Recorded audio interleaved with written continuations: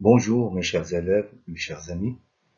Dans cette vidéo, on va essayer de faire un exercice d'application sur les engrenages et surtout sur ce qu'on appelle les trains d'engrenage.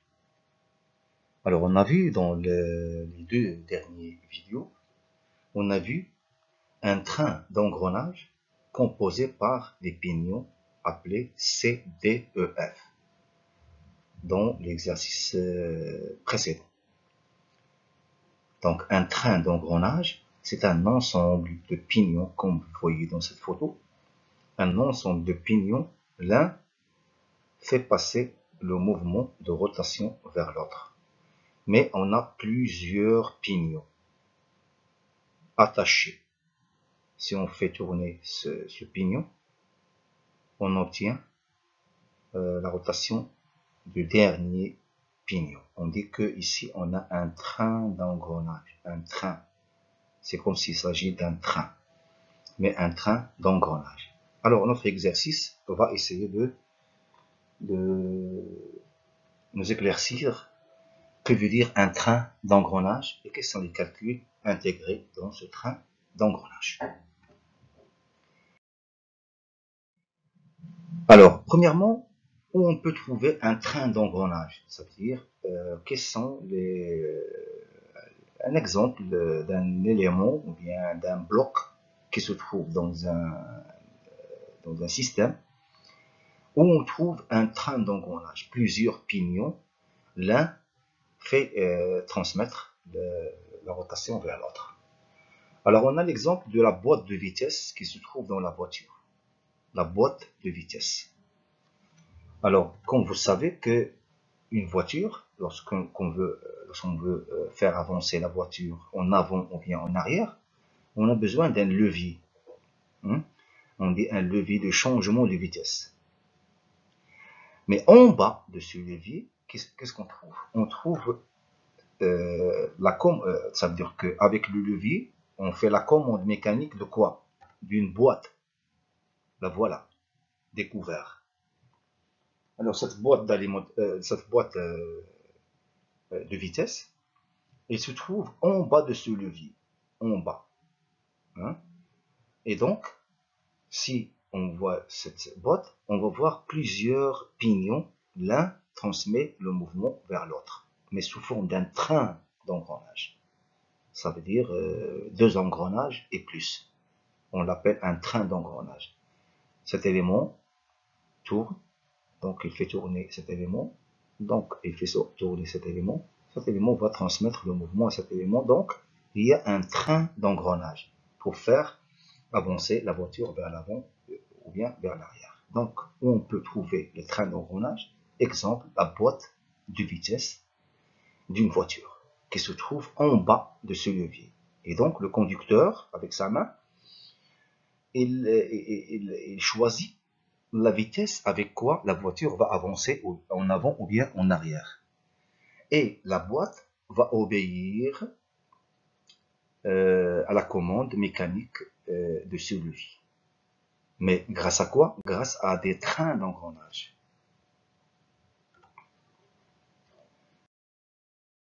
Alors ici, on a un exemple d'un train d'engrenage. Ici, on a ce train, il est composé de 3 pignons.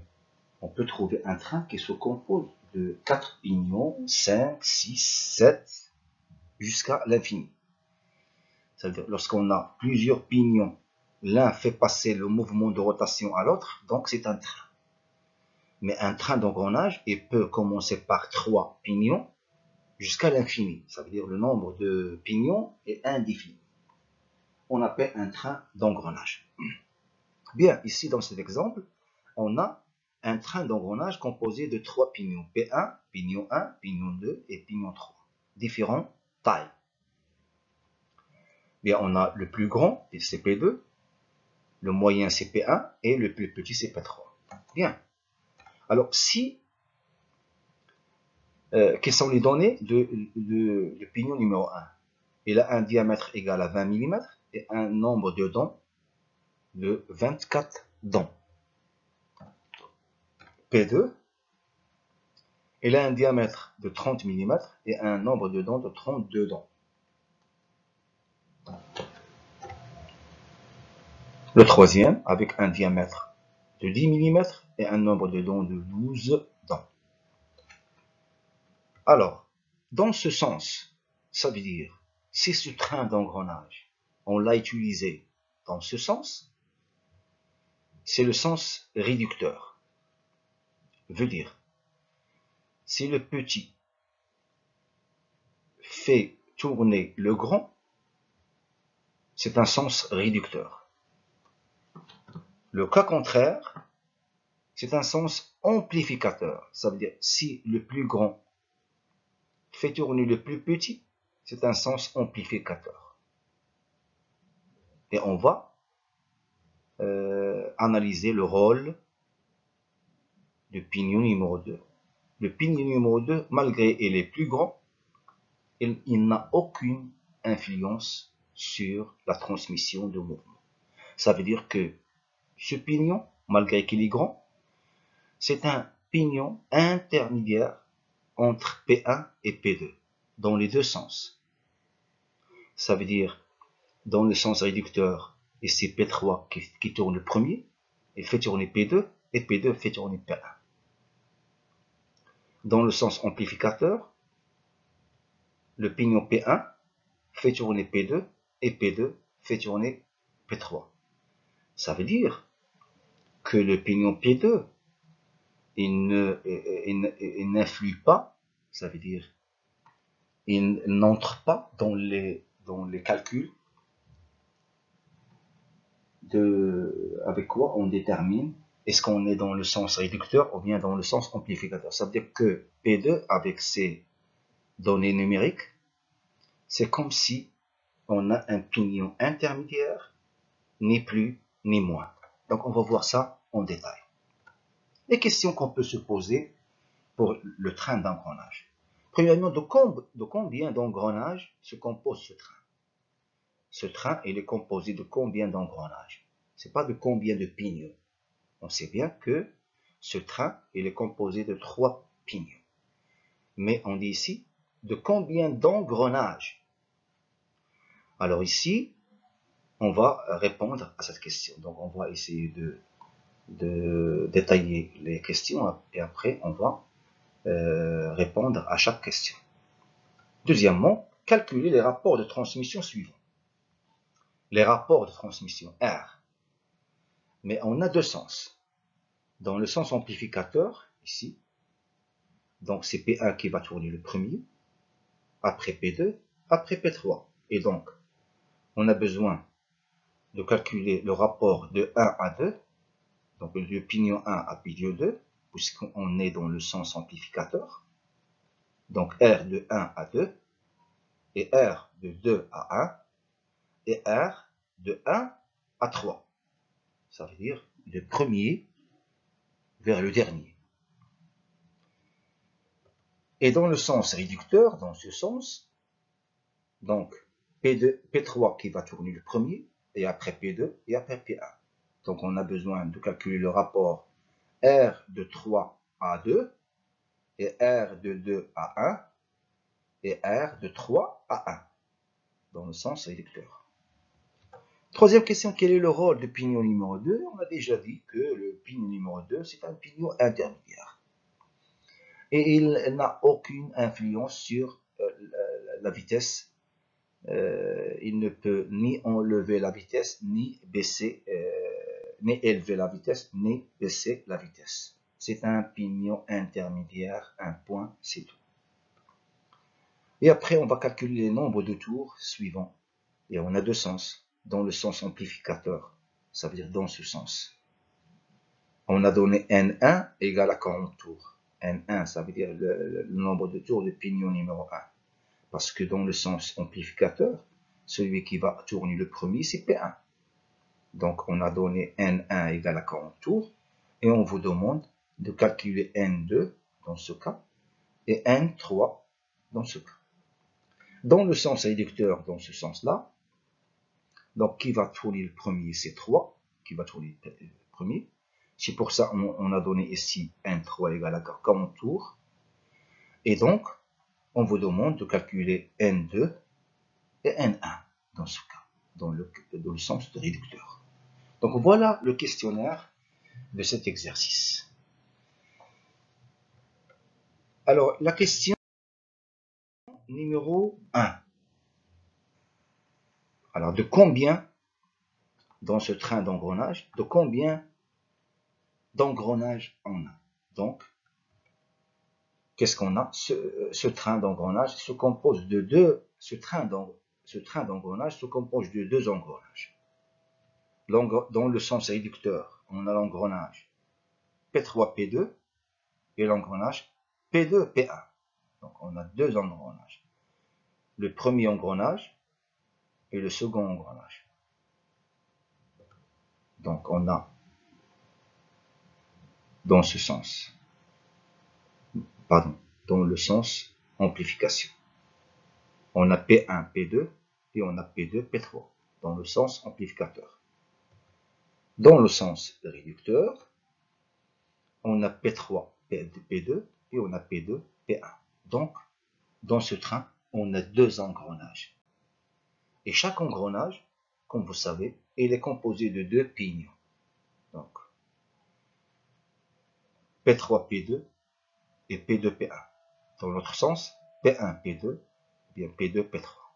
Voilà la réponse à la question numéro 1.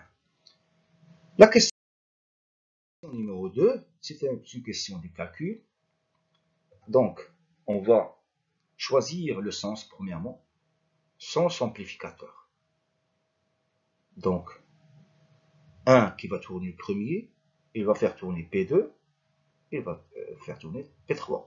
Donc, on va calculer R de 1 à 2 et R de 2 à 3.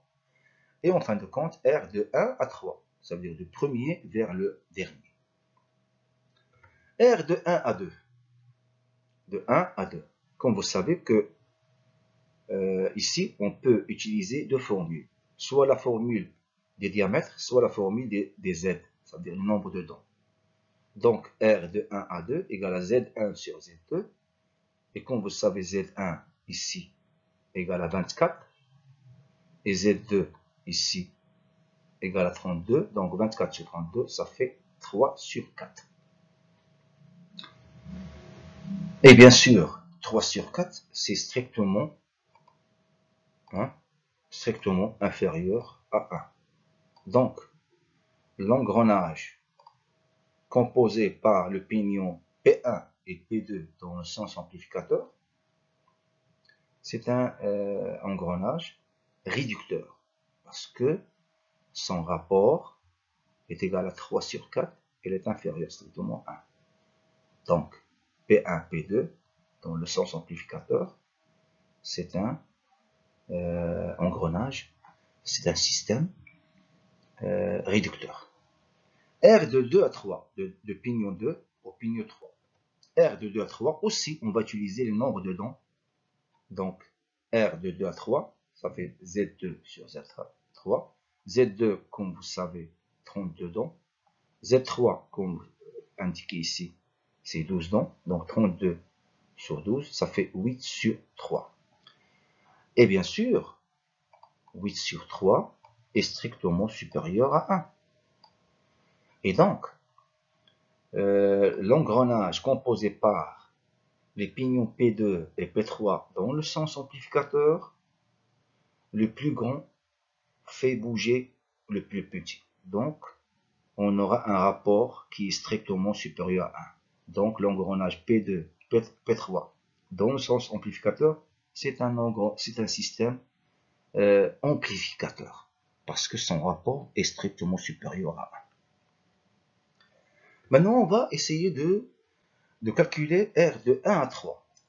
Donc, le premier vers le troisième, dans le sens amplificateur toujours. Et comme vous savez que R de 1 à 3 égale à R de 1 à 2 fois R de 2 à 3. C'est une formule, ça. Si on a un train d'engrenage, donc, si on veut calculer le rapport du premier vers le dernier, Donc, on va multiplier les rapports du premier vers le deuxième et du deuxième vers le troisième. Donc, on a ici deux rapports.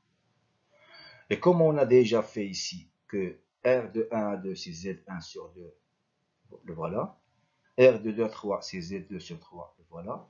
Donc, numérateur et dénominateur, on va simplifier par Z2. Et c'est la preuve que le pignon numéro 2 n'a aucune influence sur la vitesse de ce train. Ça veut dire que ce pignon, malgré on a les données numériques, mais il se simplifie. Ça veut dire qu'il n'a aucune influence. C'est comme on va faire Z1 sur Z3. Et puisque Z1 égale à 24 et Z3 égale à 12, donc on aura un rapport égal à 2 qui est supérieur à 1. Voilà le rapport global qui est R de 1 à 3 dans le sens amplificateur. Dans le sens amplificateur. P1 qui tourne le premier et P3 qui tourne le dernier, sens amplificateur. On a trouvé que le rapport final global égale à 2 et 2 est supérieur strictement à 1. Donc ce train il est utilisé dans le sens amplificateur. Conclusion. Dans ce sens, le train d'engrenage est un amplificateur de vitesse, de transmission de mouvement de rotation.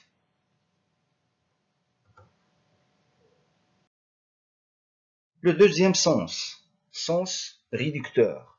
Dans ce sens, ça veut dire si le pignon 3 tourne le premier et le pignon 1 tourne le dernier.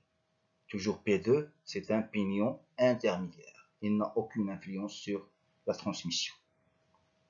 Et dans ce cas, on a besoin, si P3, il va tourner le premier, donc il va faire bouger P2, et P2 va faire bouger P1. Donc le premier c'est P3, le dernier c'est P1.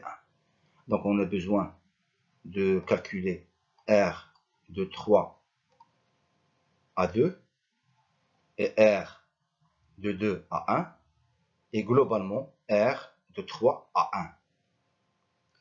Alors, les mêmes données numériques. R de 3 à 2, donc c'est Z3 sur Z2, donc c'est 12 sur 32, égale 3 sur 8. Et bien sûr,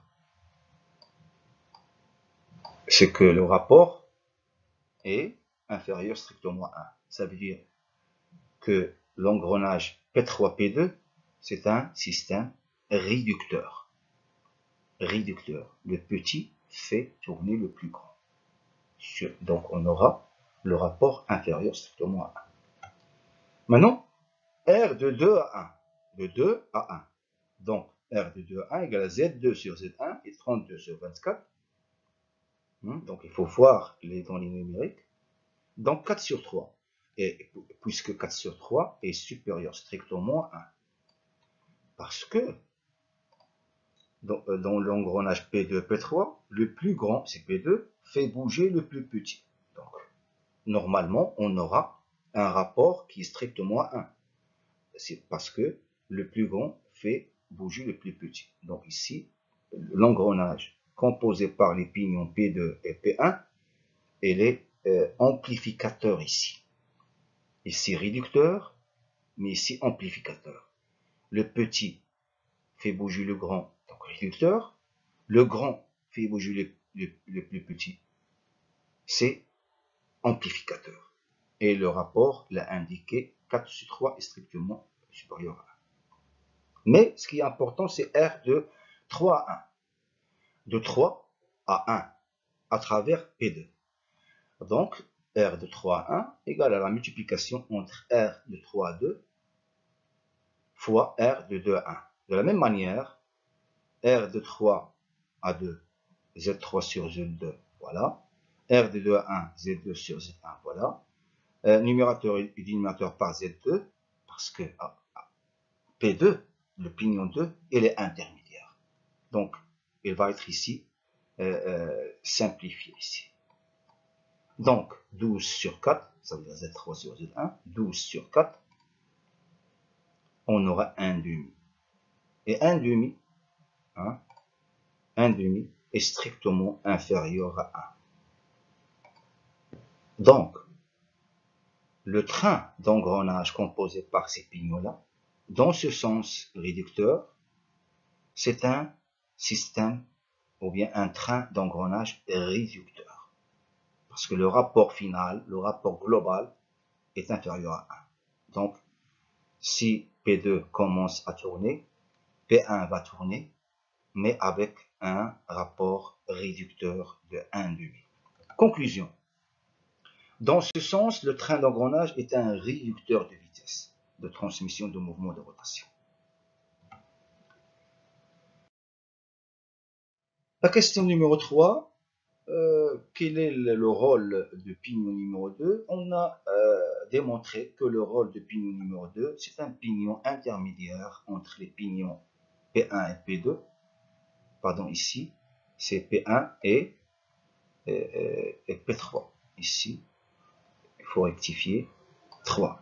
Parce que le pignon P2 sert comme intermédiaire entre ces deux pignons, entre P1 et P2 dans ce sens, ou bien entre P3 et P2 dans ce sens.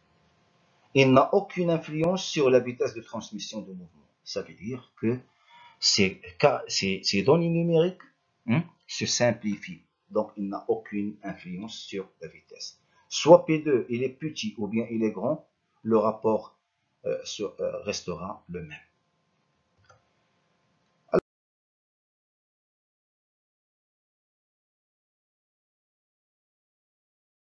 La question numéro 4, et on va choisir le sens amplificateur. Ça veut dire que le pignon numéro 2, c'est lui qui va tourner le premier. Et on a donné ici que le pignon numéro 1 va tourner 40 tours. Donc 1 va faire tourner 2 et 2 va faire tourner 3. Donc on a donné N1 et on cherche N2 et N3. Ça veut dire le nombre de tours de pignon 2 et le nombre de tours de pignon 3 dans le sens amplificateur. Donc on calcule N2.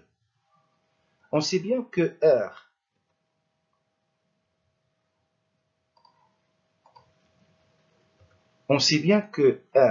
de 1 à 2 égale à N2 sur N1. Veut dire que N2 égale à N1 fois R de 1 à 2.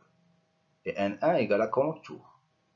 Et R de 1 à 2, on a déjà vu dans le sens amplificateur. Il ne faut pas confondre le sens amplificateur avec le sens réducteur.